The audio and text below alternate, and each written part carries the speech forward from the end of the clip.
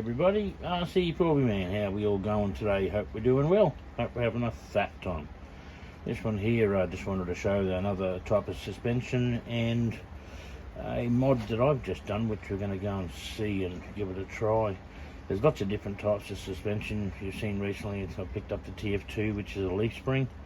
Then you've got your coilover shocks like on the Traxxas and a few of the others. But a lot of them with the adjustment. There's a little thread you can screw in and adjust your spring rate. Normally there's a thread up there, and the further you wind it down, the more you compress your spring.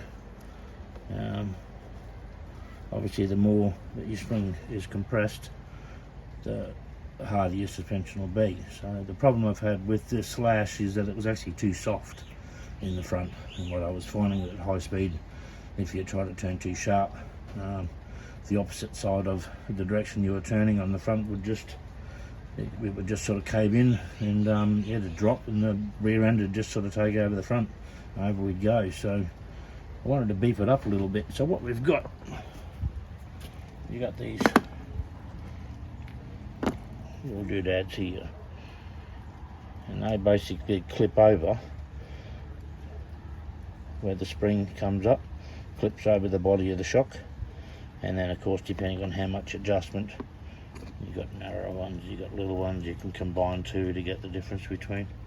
So I've beefed that up a little bit, and with a little bit of luck it'll perform a little bit better. So without further ado, let's go and chuck it on the ground, give it a thrash, and see if we've made an improvement anyway. But yeah, so it's a coilover shock, but it doesn't have the adjusting screw. You have those little pieces there that you put in. But yeah, all right, we'll go and give it a try and we'll see how we go.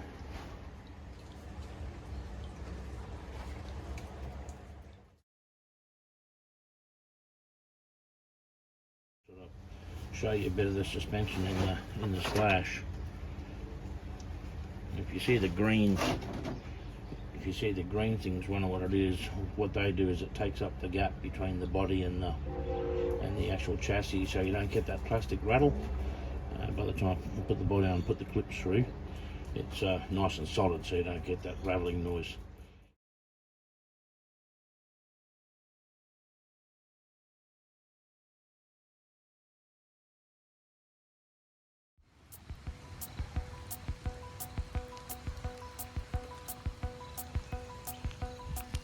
Sweet.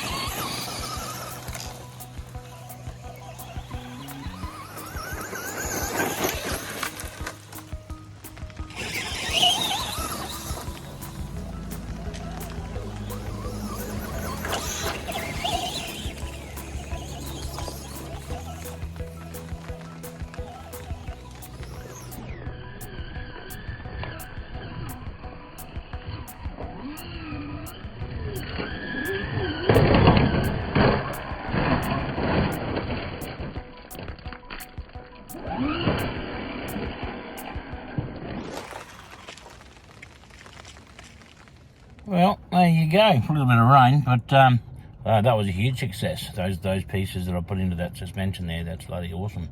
Changed it completely. And yeah, when you get the load on the front, either side, it's having that more support. It's yeah, I was actually broadsiding it at one side there, which before I couldn't. All it would ever do would just dig in and tip over. So yeah, huge success there. Once again, I just brought it out. It's raining, and it's not a huge area here for something that goes fast. But yeah, I was definitely keen once I've found that little bucket of doodads, which I've been looking for a while. Yeah, gave me the perfect opportunity to come out, and hey, why not? Always an excuse to get out of the house. Not that I'm getting out of the house, you know what I mean. In the house is good, but yeah, I love getting out of the house too. So anyway, that was a raging success.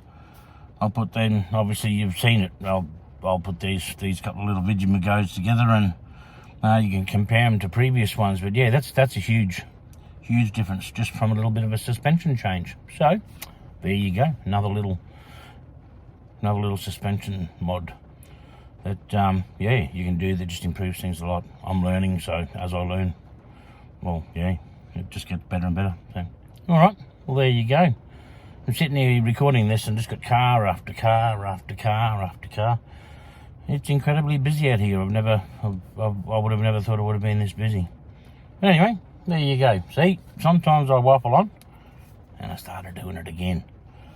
I'll leave it with you. Happy crawling, love you guys, and see you next episode.